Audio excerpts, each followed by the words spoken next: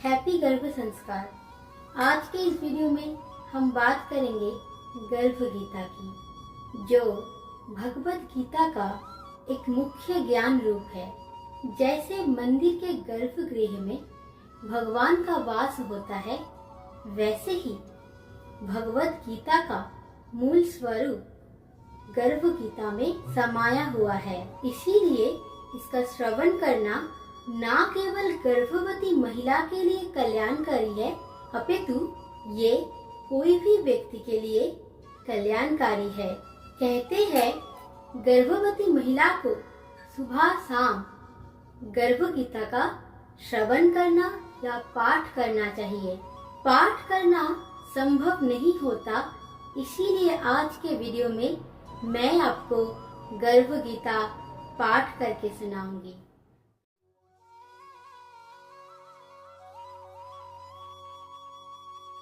श्री गर्भ गीता। अर्जुनवाच। हे भगवान, कृपया आप मुझे बताएं कि जीव जब गर्भ योनि में आता है तो वह अपने किस गुण दोष के कारण आता है। प्राणी जन्म से पहले गर्भ में कष्ट पाता है और जन्म के समय भी असहनीय पीड़ा पाता है। उसके बाद भी वह रोग पीड़ा के कारण दुख पाता है। उसे बुढ़ापे में अनेक रोग घेर लेते हैं और उसकी मृत्यु हो जाती है। अतः हे मधुसूदन, कृपा करके मुझे ये बताए कि वे कौन से कार्य है जिनसे मनुष्य जन्म मृत्यु के दुखों से बच सकता है। श्री कृष्ण उवाच।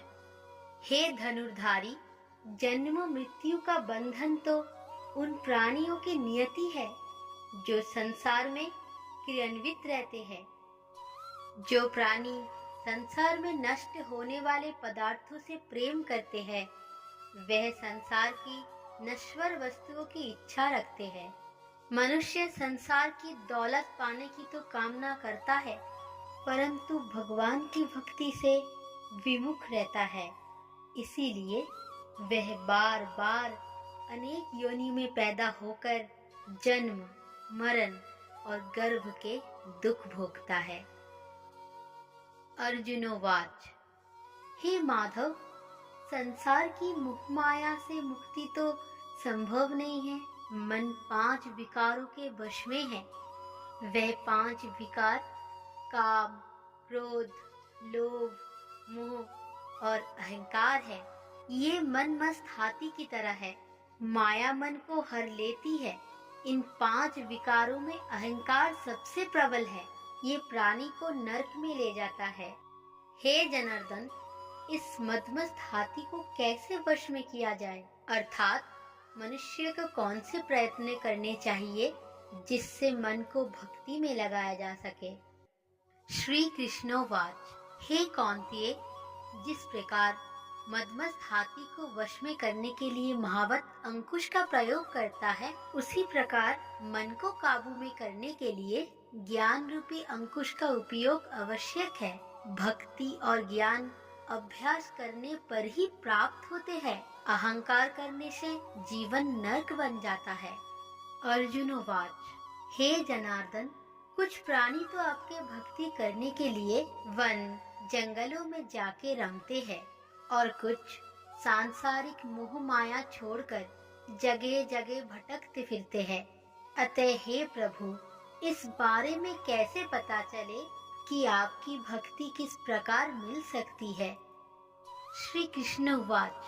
हे अर्जुन, जो प्राणी मुझे खोजने के लिए जंगलों में फिरते हैं, वे सन्यासी व वैरागी कहलाते हैं। वे सिर पर जटा बांधते हैं तथा भस्म लगाते हैं, लेकिन फिर भी वे मेरे दर्शन नहीं कर पाते, क्योंकि उनमें भक्ति व प्रेम नहीं है। वे अहंकार में डूबे हुए हैं। तप या वैरागी का अहम तो मेरी भक्ति पाने में बाधा डालता है। वह शुद्ध मन से भक्ति करने वाले सतत अभ्यासी, जो काम, क्रोध, मोह, लोभ, अहंकार से परे है, उन्हें ही दर्शन देता हूँ। अर्जुनोवाच। हे मधुसूदन, मनुष्य इन 5 विकारों से ग्रस्त होकर अपने सांसारिक जीवन को नष्ट कर लेता है। हे माधव, वह कौन सा पाप है जिसके कारण किसी की स्त्री असमय ही मर जाती है, किसी के पुत्र मर जाते हैं, और किस पाप के कारण व्यक्ति नपुंसक हो जाता है? श्री भगवानुवाच, हे अर्जुन, जो व्यक्ति किसी से कर्ज लेकर उसे चुकाता नहीं है, वह इस पाप कर्म से अपनी पत्नी को खो देता है। उसी प्रकार जो किसी की अमानत को नहीं लौटाता, उसके पुत्र मर जाते हैं।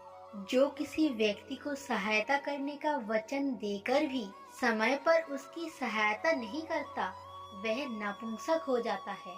ये सभी बड़े भयंकर पाप है। अर्जुनोवाच, हे कृपानिधान, मनुष्य किस पाप के कारण हमेशा रोगी रहता है और किस पाप के कारण बोझा ढोने वाले गधे का जन्म पाता है? स्त्री तथा गधे का जन्म प्राणी को किस पाप कर्म के कारण मिलता है? मनुष्य किस कुकर्म के फलस्वरूप जघन्य पशु बनता है?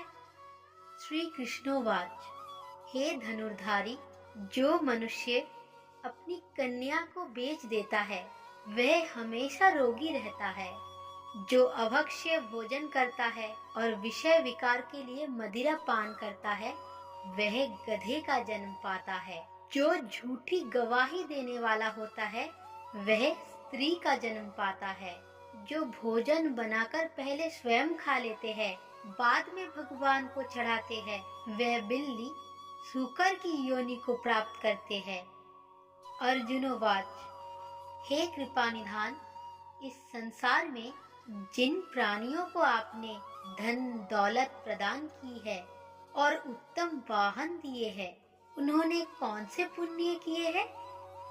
श्री भगवान उवाच, हे धनंजय, जो उत्तम रीति से पात्र को स्वर्ण दान करता है, वह उत्तम वाहन और धन धन्य को प्राप्त करता है।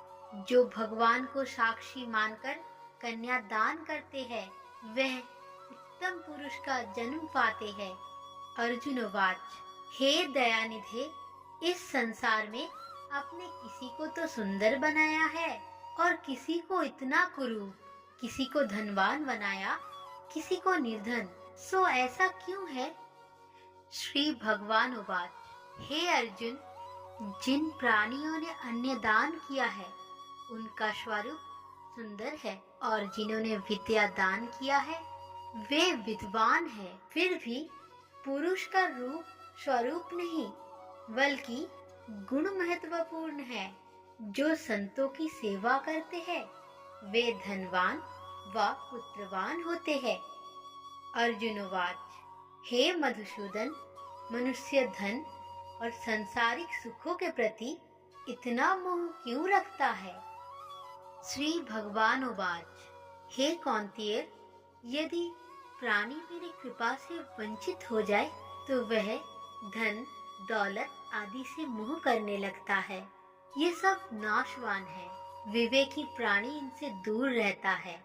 जो व्यक्ति संसारिक मोह त्याग कर पवित्र स्थलों के दर्शन करके मेरी निष्काम भक्ति करता है, वह राजा के समान सुख और ज्ञान प्राप्त करता है। सभी वस्तुएं नाशवान है, केवल मेरी भक्ति ही ऐसी है जिसका नाश नहीं होता।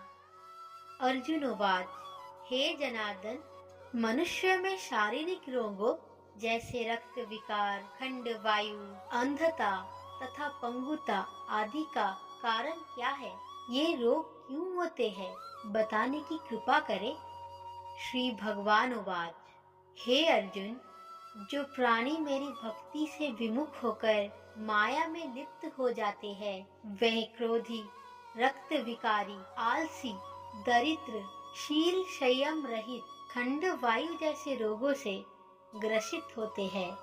जो स्त्री अपने पतिव्रता धर्म की पालन नहीं करती, वह संयम रहित, ज्योतिहीनता जैसे विकारों से ग्रस्त रहती है। अर्जुनोवाच, हे मधुसूदन, कृपा करके गुरु दीक्षा के बारे में भी कुछ बताने का कष्ट करे, मुझे गुरु के महिमा के बारे में भी बताए। श्री भगवान उवाच, हे धनुर्धारी, तुम्हारा ये प्रश्न संपूर्ण मानव जाति के लिए कल्याणकारी है। तुम धन्य हो और धन्य है तुम्हारी जननी। हे पार्थ, ब्रह्मचारी और संयमी पुरुष जो ईश्वर भक्ति और परोपकार में लगा हो, उसे ही गुरु बनाना चाहिए। अपने गुरु के देखरेख में ही मेरी पूजा करे। गुरु की कृपा से विमुख प्राणी सप्तग्राम मारने का पाप भोगता है। ऐसे प्राणी का मुख देखना भी पाप होता है।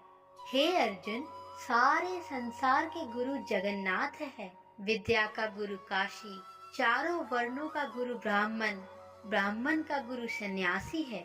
सन्यासी उसे कहते हैं जो सब कुछ त्याग कर मुझ में रम गया हो। वह ब्राह्मण जगत गुरु है। जो गुरु का भक्त है वह मेरा भक्त है। जो गृहस्थ गुरु से विमुख होता है वह चांडाल के समान है। जिस जगह मदिरा का भांड हो, उस स्थान का गंगा जल भी अपवित्र होता है। इसी तरह गुरु से विमुख व्यक्ति का वचन भी अपवित्र होता है। उसके सभी कर्म निष्फल है।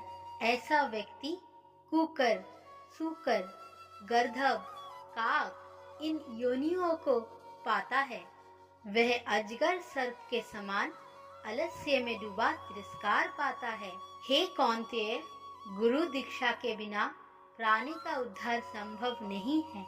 जो गुरु की सेवा करता है उसको कई अश्वमेध के पुण्य का फल मिलता है। हे अर्जुन, जो प्राणी तुम्हारे संवाद को पढ़ेंगे और सुनाएंगे वह गर्भ के दुख से बचेंगे। वह नरक की 84 योनियों के झंझट यानी जन्म और मरण से बचेंगे। इति श्री गर्भ गीता संपूर्ण। तो दोस्तों, गर्भ गीता एक ऐसा धार्मिक ग्रंथ है जो माँ और शिशु दोनों के जीवन को सुंदर और आध्यात्मिक बनाता है। इसीलिए गर्भवती महिला को सुबह शाम गर्भ गीता श्रवण करना चाहिए। अगर आपको पाठ करने का समय नहीं मिलता है तो इस वीडियो को सुबह शाम 2 बार सुनिए। अगर आप गर्भवती है तब भी और अगर नहीं है तब भी आपके जीवन को सुधारने में मदद करेगा। अगर आपको ये वीडियो पसंद आई हो तो लाइक करिए, कमेंट करिए और अपने दोस्तों के साथ शेयर करिए। मिलते हैं अगले वीडियो में किसी और टॉपिक के साथ। तब तक के लिए शुभ रात्रि।